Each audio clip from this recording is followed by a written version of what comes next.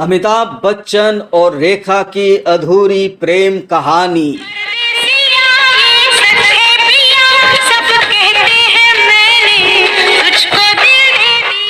दोनों एक दूसरे से बेइंतहा मोहब्बत किया, लेकिन दोनों मिल नहीं पाए। किस्मत को ये मिलना नामंजूर था, लेकिन फिर भी दोनों ने प्यार एक दूसरे से जबरदस्त किया। अब तो ये सिलसिले हुए, दूर तक निगाह में है गुल। ये सिलसिला शुरू हुआ था 1976 में, जब दो अनजाने की शूटिंग चल रही थी और इसी शूटिंग के सेट में अमिताभ बच्चन और रेखा पहले आमने सामने हुए एज ए हीरो हीरोइन। इससे पहले अमिताभ बच्चन और रेखा नमक हराम फिल्म में दिखे, लेकिन उस फिल्म में अमिताभ बच्चन की हीरोइन रेखा नहीं थी और तब अमिताभ बच्चन से प्यार था जया भादुरी का, तो रेखा का तो कोई सवाल ही पैदा नहीं होता। लेकिन शादी के बाद 1976 में जब दो अनजाने की शूटिंग कलकत्ते में हुई, तब अमिताभ रेखा करीब 15 दिन इस कलकत्ते में रहे और तभी दोनों एक दूसरे के आमने सामने आए। दोनों ने महसूस किया कि दोनों के दिल में कुछ न कुछ है। रेखा अमिताभ बच्चन से बेइंतहा प्यार करने लगी, क्योंकि जिंदगी में रेखा ने जितने भी मर्द देखे थे वो लोग सिर्फ और सिर्फ रेखा की जिस्म की भूखे थे, रेखा की जिस्म को चाहते थे। लेकिन पहला ऐसा इंसान अमिताभ बच्चन के रूप में देखा जो जिस्म का नहीं, जो प्यार का भूखा था, जो रेखा से सचमुच प्यार करते थे। और यही नहीं, अमिताभ बच्चन के मिलने के बाद रेखा ने बी गेट फिल्म करना छोड़ दिया था। इससे पहले रेखा ने उल्टा सीधा फिल्म बहुत सारे की, लेकिन अमिताभ बच्चन के आने के बाद रेखा की फिल्मी करियर भी परवान चढ़ा था। इस समय अमिताभ बच्चन और रेखा की जोड़ी लोगों को पसंद भी आ रहा था और दोनों ने मिलकर काफी सारे फिल्में की। करीब 11 फिल्में अमिताभ बच्चन और रेखा एक साथ की थी। चाहे बुरा कहो, झूठा कहो, चाहे सच्चा कहो।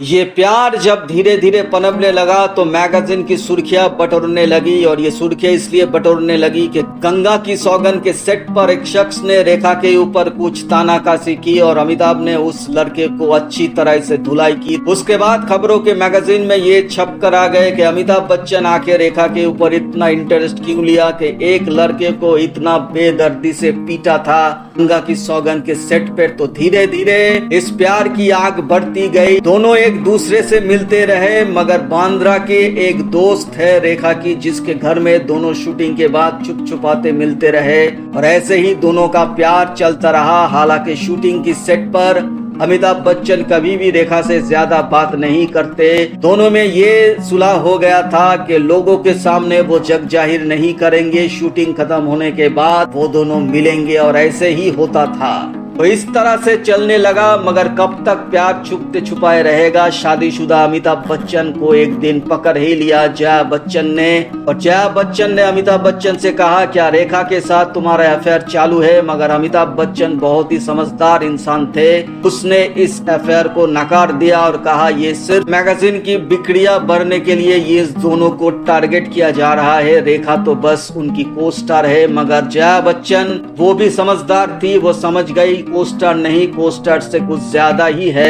रेखा अमिताभ की जिंदगी में। फिर ऐसा हुआ कि ऋषि कपूर के जब शादी हुई उसके दिन रिसेप्शन में सभी आए थे, लेकिन रेखा को अचानक देखा गया मांग में सिंदूर और गले में मंगलसूत्र पहने हुए। तो तभी सभी ने ये समझ लिया कि रेखा के साथ अमिताभ बच्चन की शादी हो गई थी छुप छुपाते, और इसलिए रेखा मांग में सिंदूर और गले में मंगलसूत्र लेकर घूम रही है। मगर ये बात भी अमिताभ बच्चन ने नकार दिया जया भादुरी के सामने। कहने लगे कि रेखा मांग में सिंदूर या मंगलसूत्र कुछ भी पड़े, उससे अमिताभ का कोई लेना देना नहीं। मगर रेखा को ये व्यवहार जया बच्चन को ठीक नहीं लगा, और अमिताभ बच्चन ऐसे कई दिन है तो रात में वो नहीं आते, शूटिंग के बहाने वो इधर उधर जाते थे। मगर जया बच्चन को ये पता था कि अमिताभ बच्चन शूटिंग में नहीं है, वो कहीं ना कहीं रेखा के साथ मिल रहे हैं। यहाँ तक कि आउटडोर शूटिंग जब चल रही थी मिस्टर नटवर लाल की, तब अमिताभ बच्चन और रेखा बहुत ही करीब आ गए थे। कहा जाता है अमिताभ बच्चन और रेखा की जो होटल था वो एक साथ था, और अमिताभ बच्चन रात को होटल से अपने रूम में नहीं होते थे, वो रेखा के रूम में होते थे।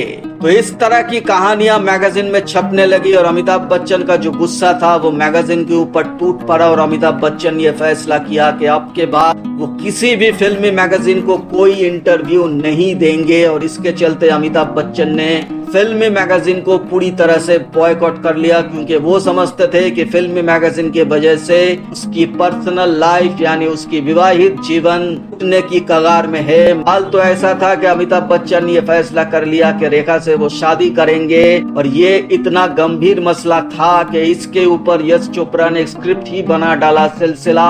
और वो चाहते थे कि ये फिल्म अमिताभ बच्चन जया भादुरी और रेखा के साथ करे। हालांकि इस फिल्म की असली कास्ट थी स्मिता पाटिल और परवीन बाबी, लेकिन यश चोपड़ा चाहते थे कि नहीं, अमिताभ बच्चन की लाइफ जिस तरह गुजर रही है तो उसी तरह से इस फिल्म को अगर दिखाया जाए तो ये बहुत ही रियलिस्टिक होगा। सिलसिला में रेखा और जया बच्चन को एक साथ लाने का जिम्मा अमिताभ का था और अमिताभ बच्चन ये जिम्मा बहुत ही खूब तरह से उठाया था। जया बच्चन ने इसका फायदा भी लिया। सिलसिला के शूटिंग के वक्त जया बच्चन रेखा के बहुत ही करीब आ गई थी और दोनों आमने सामने बहुत बातें करती थी, लेकिन उस बात में अमिताभ बच्चन का कोई भी जिक्र नहीं होता। तो एक दिन जया बच्चन ने रेखा को अपने घर पे चाय के लिए बुलाया था। उस दिन अमिताभ बच्चन घर में नहीं थे, रेखा घर में आई और रेखा के साथ बहुत सारी बातें हुई। रेखा को अपने पूरा घर दिखाया, अपने संसार, अपने फैमिली सब कुछ दिखाया। और चाय के बाद रेखा जब घर से बाहर जाने लगी, जया बच्चन ने रेखा को बस एक ही बात कही और वो था, मैं किसी भी हाल में अमित को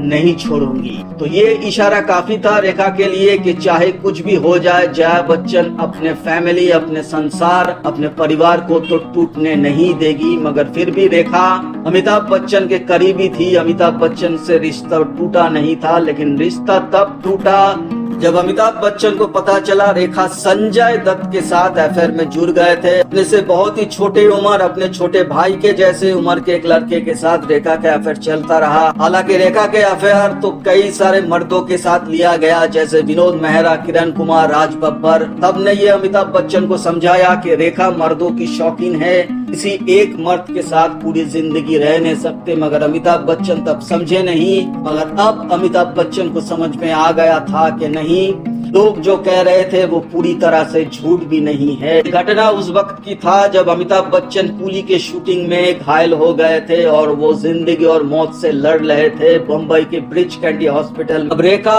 अमिताभ बच्चन से बहुत दूर ऊटी में संजय दत्त के साथ अपना अफेयर चला रही थी। यहाँ तक के दोनों एक ही होटल का कमरा शेयर करते थे और उस समय अमिताभ बच्चन तब मौत से जूझ रहा था। तब अमिताभ बच्चन के सामने रेखा नहीं, जया बच्चन खड़ी थी कंधे से कंधे मिलाकर। अमिताभ बच्चन को ये आंखों में साफ दिख रहा था कि अगर सच्चा प्यार कहीं है तो वो जया बच्चन के रूप में है, रेखा के रूप में नहीं। तो उसी वक्त 1982 में अस्पताल रहते हुए अमिताभ बच्चन और रेखा के साथ हमेशा के लिए सब रिश्ता टूट दिया था और जया बच्चन के पास अमिताभ वापस आ गए थे। तो दोनों की रिश्ता भले ही टूट जाए, लेकिन दोनों की प्रेम कहानी फिल्म दुनिया में अमर है। तो ये था अमिताभ बच्चन और रेखा की अधूरी प्रेम कहानी को ऊपर एक वीडियो। उम्मीद है वीडियो आपको पसंद आया होगा। पसंद आने पर एक लाइक जरूर कर देना, चैनल को सब्सक्राइब करना बिल्कुल भी मत भूलिएगा। यहाँ आपको मिलेगा बॉलीवुड से जुड़ी हुई आपको हर तरह की इंफॉर्मेशन। तो मिलते हैं अगले वीडियो में किसी और नई कहानी के साथ। तब तक के लिए दीजिए मुझे इजाजत। आप रहिए सुस्त तंदुरुस्त। Tata, take care and bye bye.